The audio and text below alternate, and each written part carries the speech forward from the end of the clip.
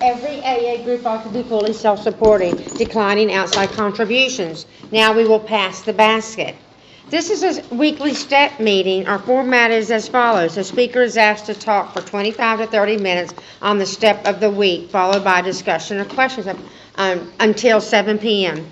You can find these weekly meetings on our YouTube page, the Conscious Contact Speaker Group of Doylestown. Don't forget to smash the like button, subscribe, and share. Now, this brings us to the speaker portion of the meeting on April 22nd, 2024 in Doylestown, Pennsylvania on Monday night, 6 p.m. Stay Alive Literature and Step Group at St. Paul's Lutheran Church. Tonight's speaker is Victoria, and she's going to speak on Step 1. Let's give her a warm welcome.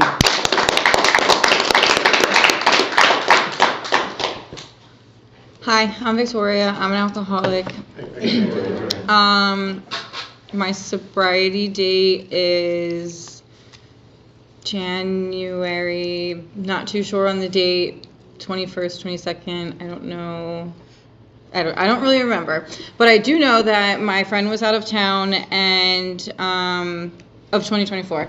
My friend was out of town and it was around that time. And so I guess, what is today's date? Yeah, I have about 90 days. And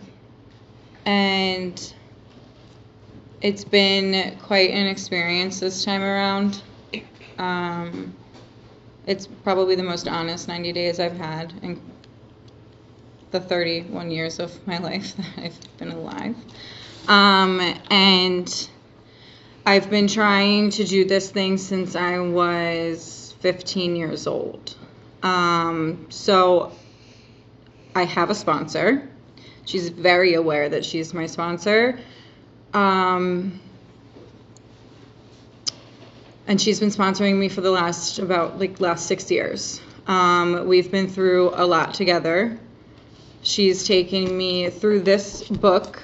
This is probably about my 10th big book in the last, 10 years. But she's taken me through this book 4 times. And I can't tell you how many times certain things have clicked in my head but never really registered until I've relapsed. And then I'll be like, oh, so that's what that meant. And oh, so that's that feeling they were talking about. So that's what Bill meant. And all of that stuff and those feelings would come up. And going back this time and reading all of the stuff in the beginning with the relapse, and I've done that quite some time, quite a lot actually.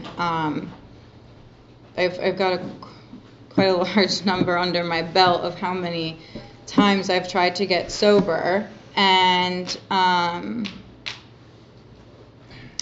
so I've been doing this since I was 15. My first treatment center I was 16, and my last one I was 30.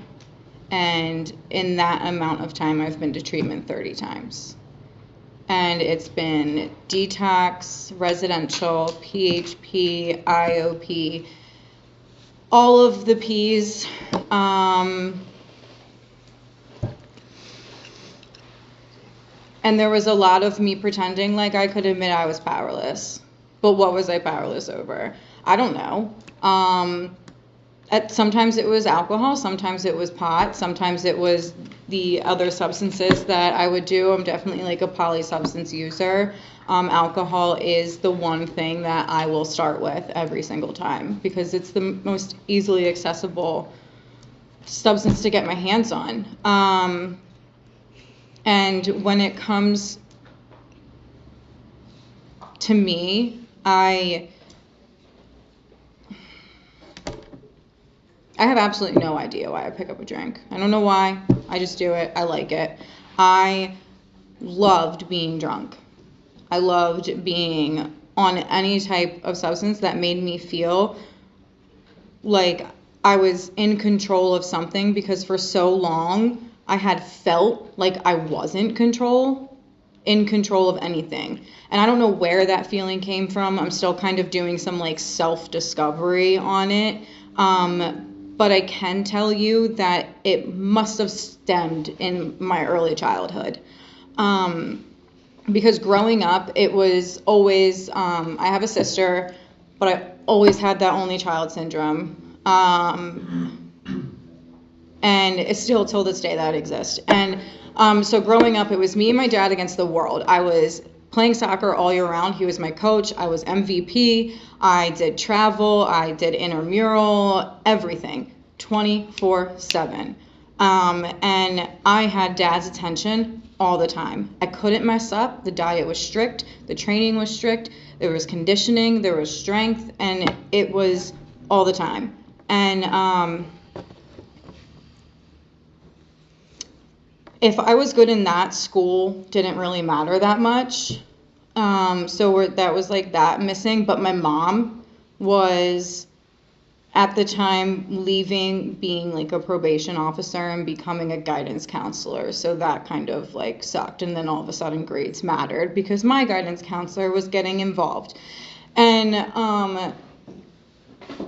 with all of that happening, I step into this like place in my life of wanting to be this girl who plays sports and hangs with the boys and does all this stuff and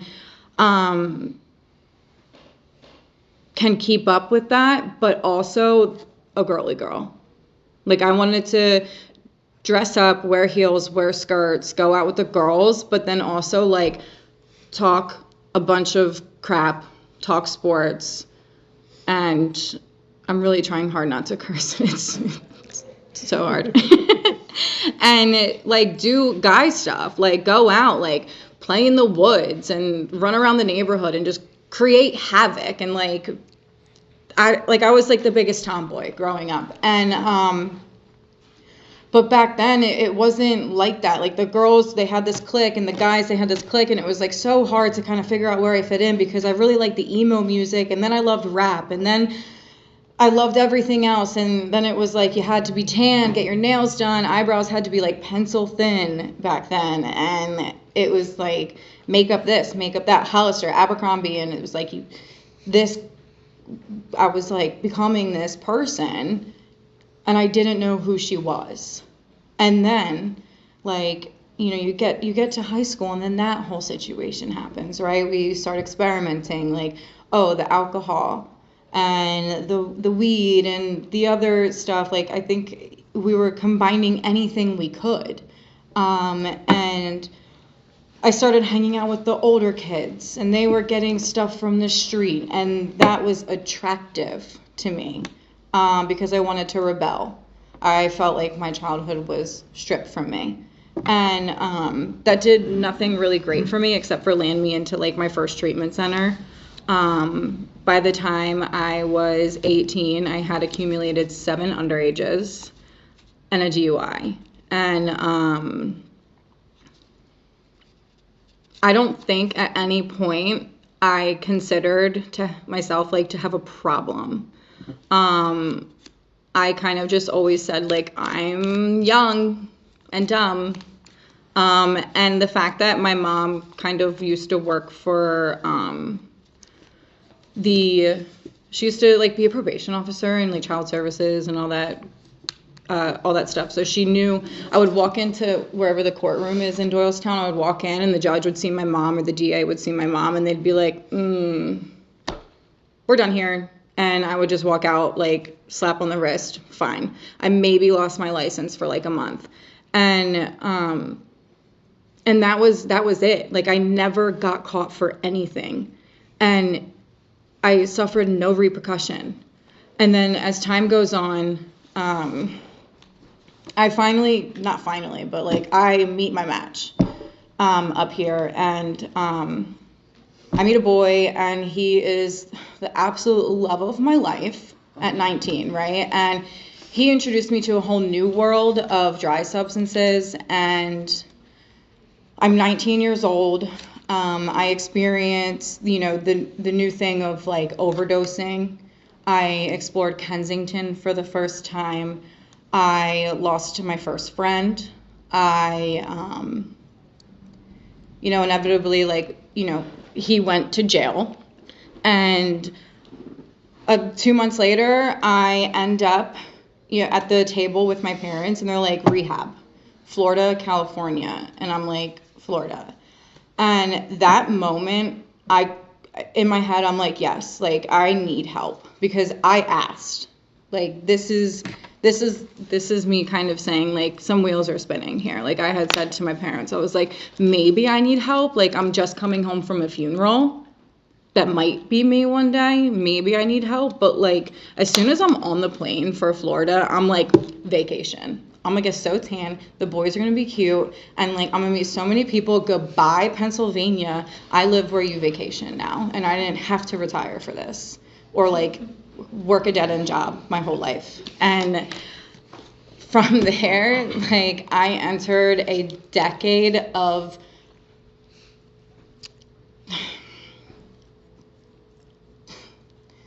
it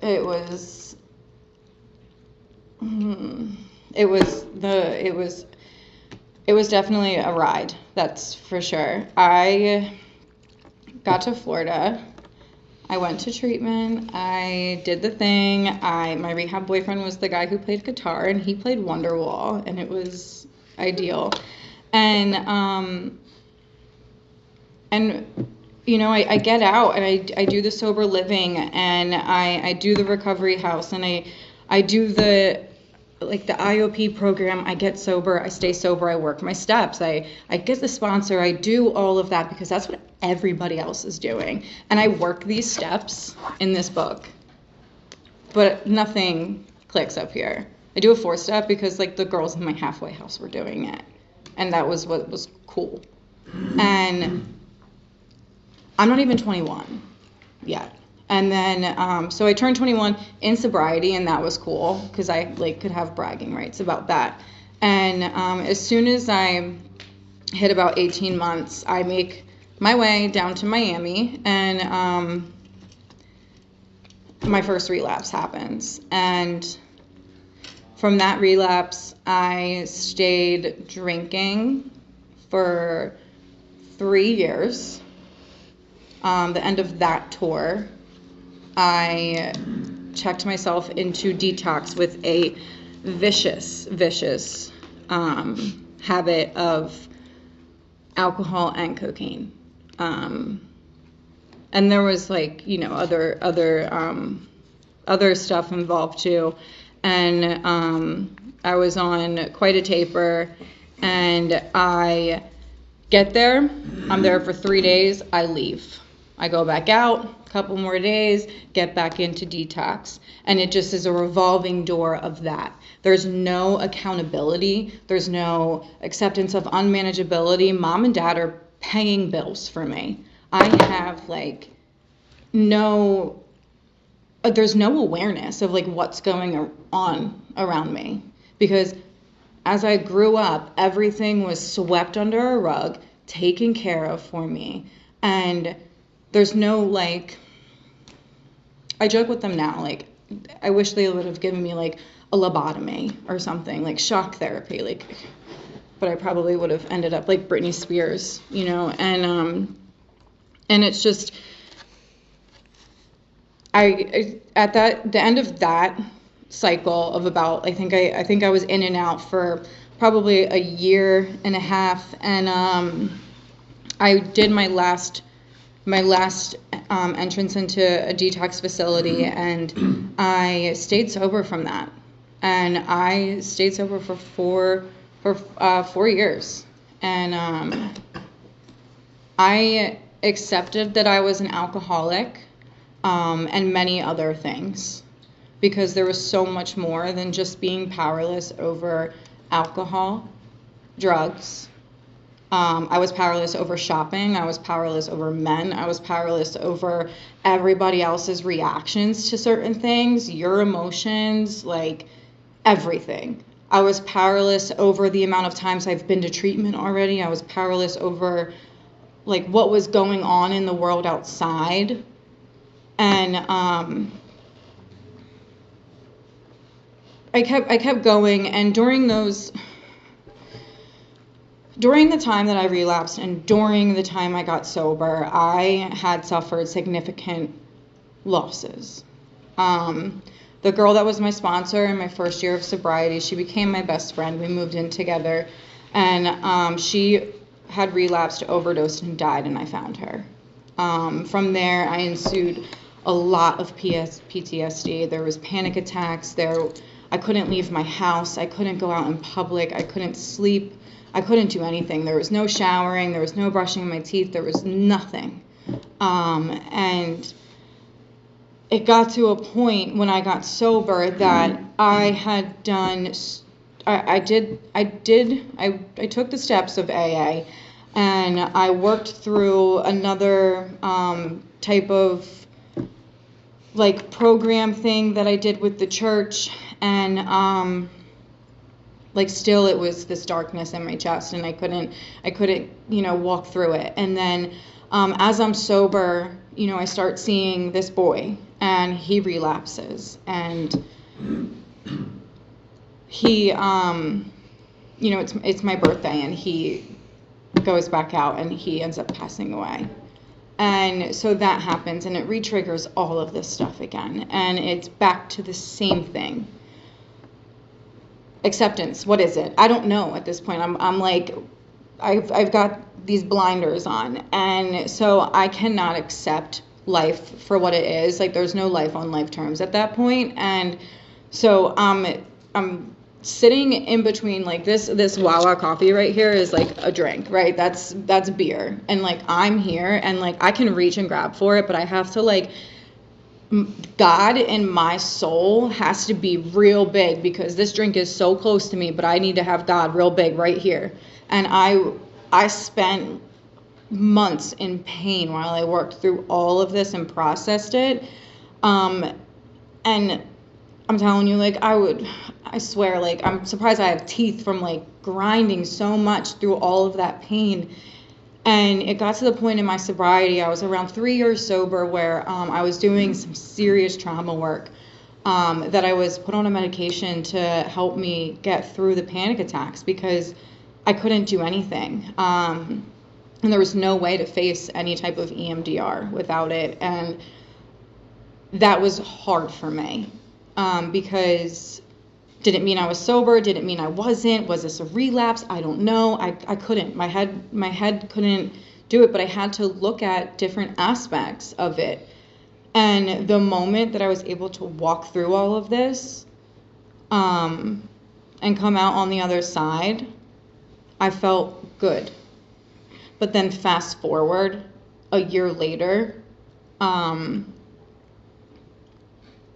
one day I don't feel good. I open up, like, my Walgreens app, right? And I see that I still have a script remaining for that. I fill it, I take it, and I go to the bar. And me and my boyfriend just broke up after a relationship that was on and off for about 8 years. He was gone. I was living on my own. And I did this bar scene for a year and a half. Within that year and a half was where I accumulated most of those 30 treatment stays. During that time, my life got very dark. Very, very dark. I was homeless in, like, the scariest, darkest parts of Miami. And I became a missing person for the first time. There was a point where me and a few women were rescued. I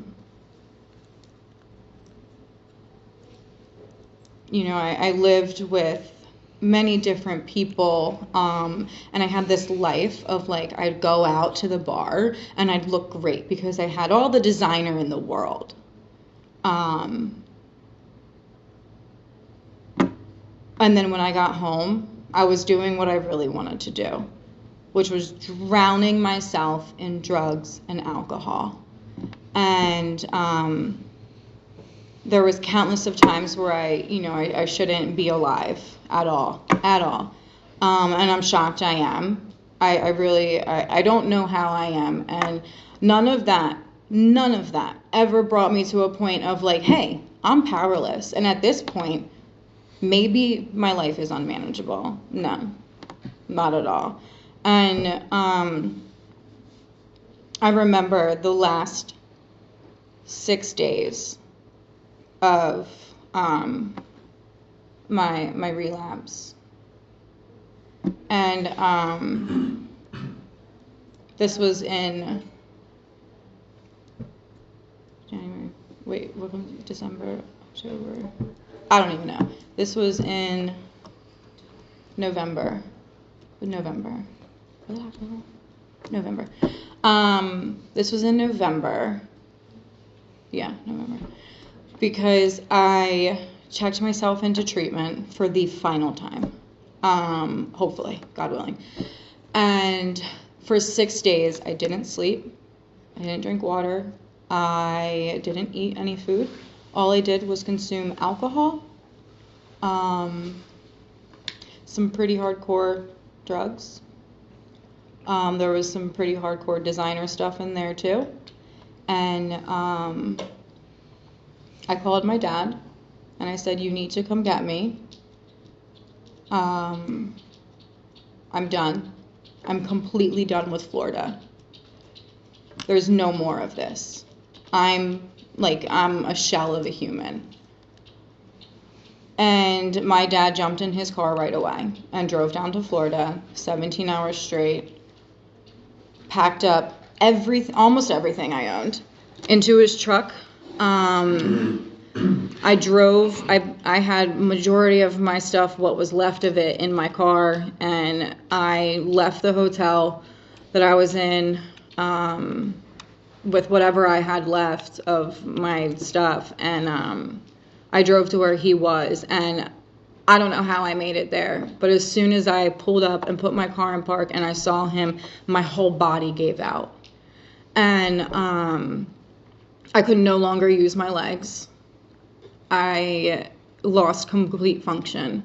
From there, my dad nursed me back to health. And I slept a couple hours. I woke up and I felt better. My blood pressure was the lowest I've ever, I don't even know how I'm alive. My blood pressure is the blood pressure of a person who should be brain dead. And I remember my dad leaving to go get dinner with my sister, who still lives in Florida. And as soon as he left, I got high. And none of that was enough. And I go down to downstairs to the hotel area, and I got a drink. And I come back up, and I'm paranoid. What did I do? What did I do? And afraid that he's going to find out, he's going to notice, whatever. But I fall asleep, and the next day he, pretty much just throws me in the car and drives me up to detox.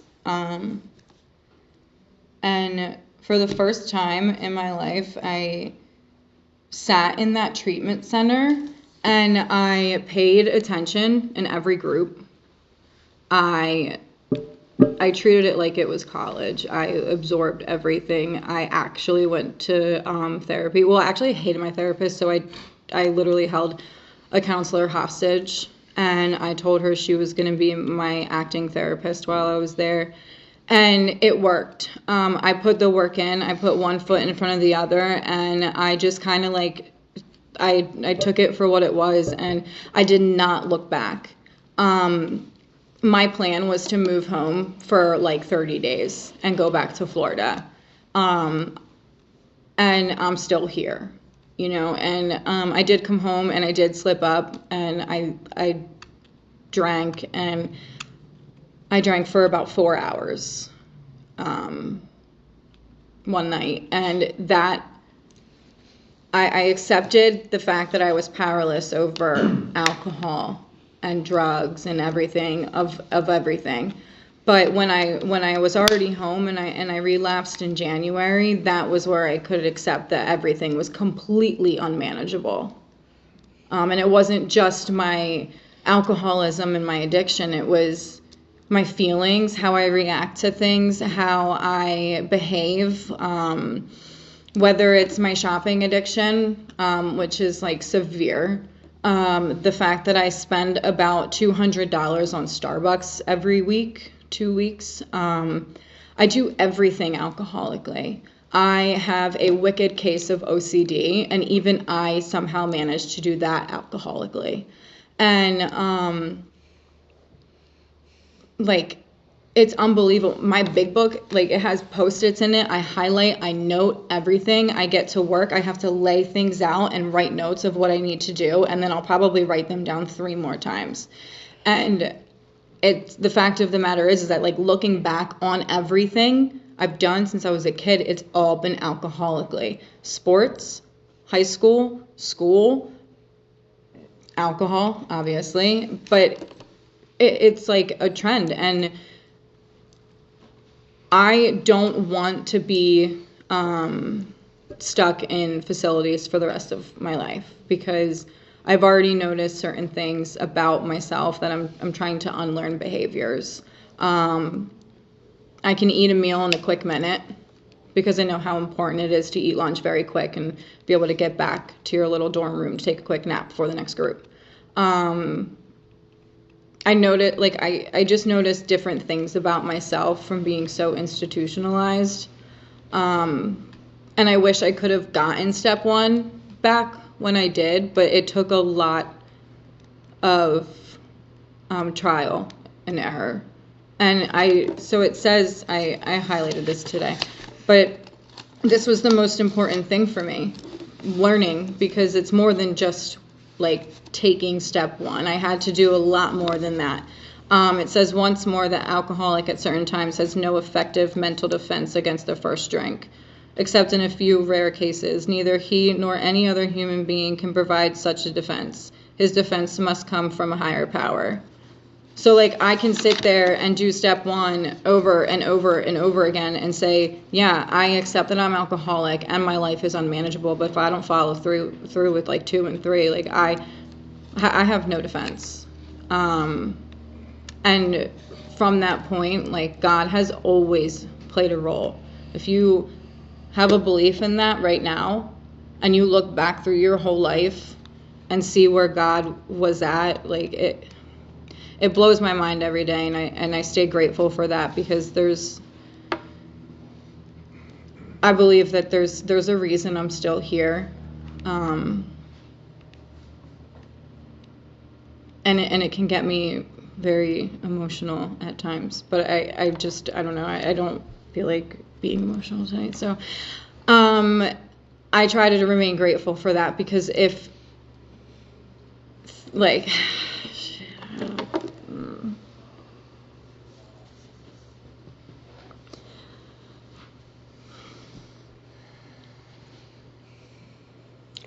I've just lost way too many people before I even moved to Florida. And when I lived there, it was just way too much. And that's why I left. And I don't want that to be me. And the way I drink and the way I use, it will be. So that's all I have. Thank you.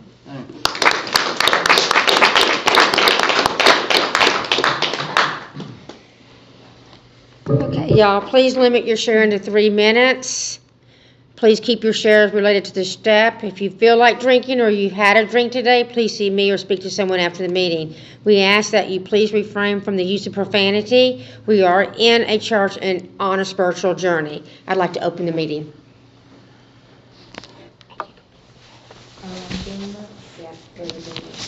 Chris Hudball.